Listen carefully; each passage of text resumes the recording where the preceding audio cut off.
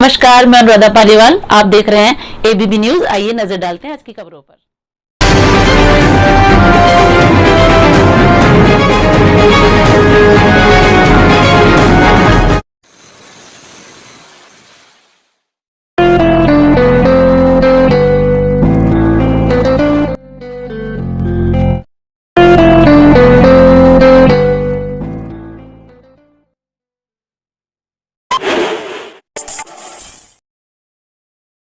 श्रीमती दयावती जी, मंच पर विराजमान ललित जायसवाल जी, कर्नल टीपी त्यागी साहब, साथ ही इस सभागार में उपस्थित और इस कार्यक्रम के सफल आयोजन में हमारे सहयोगी रहे श्री विनोद त्यागी जी, मनोज गुप्ता जी, राजेंद्र, हमारे गाजियाबाद के तीनों कार्यकाल में बहुत ही रचनात्मक सहयोग दिया।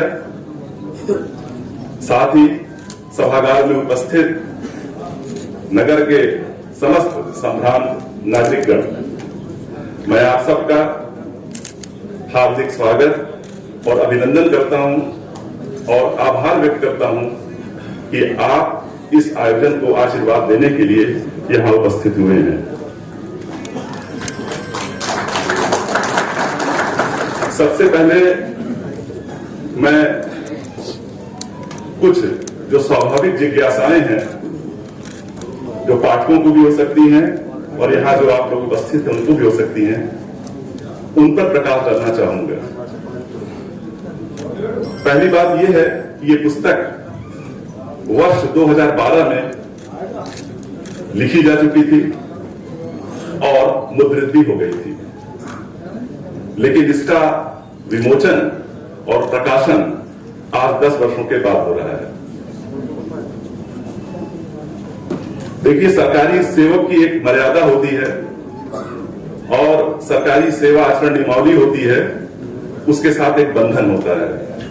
इस पुस्तक के प्रकाशन की अनुमति मैंने 2011 में मांगी थी और 2012 में मुझे पुस्तक के प्रकाशन की अनुमति भी मिल गई। राज्य सरकार ने हमें अनुमति दी इसकी, लेकिन अनुमति के साथ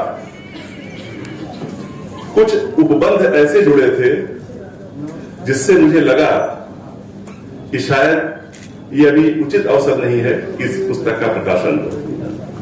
अनुमति में ये लिखित था कि लेखक द्वारा हाल की किसी केंद्र सरकार, राज्य सरकार या स्थानीय प्राधिकारी से संबंधित किसी घटना के विषय में कोई प्रतिकूल कथन नहीं किया जाएगा। हालांकि हमारी कोई ऐसी मंशा भी नहीं थी, लेकिन क्योंकि सरकार का इतना संकेत काफी होता है, तो हमने अपनी जो हमारी मर्यादा थी, उस मर्यादा के सम्मान में इस पुस्तक के प्रकाशन को स्थगित रखा। 10 वर्ष बाद जब मेरी सेवा पूरी हुई तो हमारे प्रकाशक ने हमसे यह अनुमति मांगी कि इस पुस्तक का प्रकाशन किया जाए। मैंने उस समय भी उनसे यह अनुरोध किया कि सेवानिवृत्ति किसी सरकारी अधिकारी को इस बात का प्रमाण नहीं देती है कि उसका आगे का जीवन कुछ संकिल हो जाए। हमने 35 साल तक सरकार के साथ मिलकर काम किया है, अभी हमें और प्रतीक्षा करनी चाहिए। और अगर आप प्रकाशित करना भी चाहते हैं तो जिन अंशों को मैं ये मानता हूं, जो मेरी समझ में ऐसा है कि कुछ प्रतिकूल प्रविष्टि आ सकती है, इससे कुछ प्रतिकूल कथन आ सकता है, उसे आप विलोपित करते हुए, स्थगित करते हुए उसको छापे। हमारे प्रकाशक ने हमारे बात से सहमति व्यक्त की और ये पुस्तक उनकी सहमति के आधार पर ही आप सबके बीच में है। मैं आपको ये बताना चाहूंगा कि इस पुस्तक में 16 ऐसे पृष्ठ हैं जो अगले संस्करण के लिए स्थगित किए गए हैं, क्योंकि एक वर्ष में हमारी सेवानिवृत्ति का 1 साल भी पूरा हो जाएगा। तो जैसे होता है ना, अज्ञातवास 1 साल मिलता है ये सबको, तो उस अवधि का इस्तेमाल करते हुए हम इसका दूसरा संस्करण पूरे फैक्ट्स के साथ यहां पर लेकर के आएंगे। दूसरी जिज्ञासा ये हो सकती है कि हमने सफाई कर्मियों को मुख्य अतिथि के रूप में और पुस्तक के विमोचन के लिए क्यों चुना? देखिए, पुस्तक का विमोचन इनके कर कमलों से हुआ है। कर कमल का जो मेरा आशय है, जो मेरी व्याख्या है, और आप सब भी सहमत होंगे कि ये किसी वीआईपी की या किसी उच्च पदासीन व्यक्ति की या किसी विख्यात व्यक्ति की एकाधिकारिता नहीं है। ऐसा भी नहीं है कि कर कमल ऐसा होना चाहिए कि जो कमलवत हो, स्निग्ध हो, जिसमें कोई महक आती हो। मेरा मानना है कि वो हर हाथ कर कमल है जिससे जन कल्याण के कार्य होते हैं।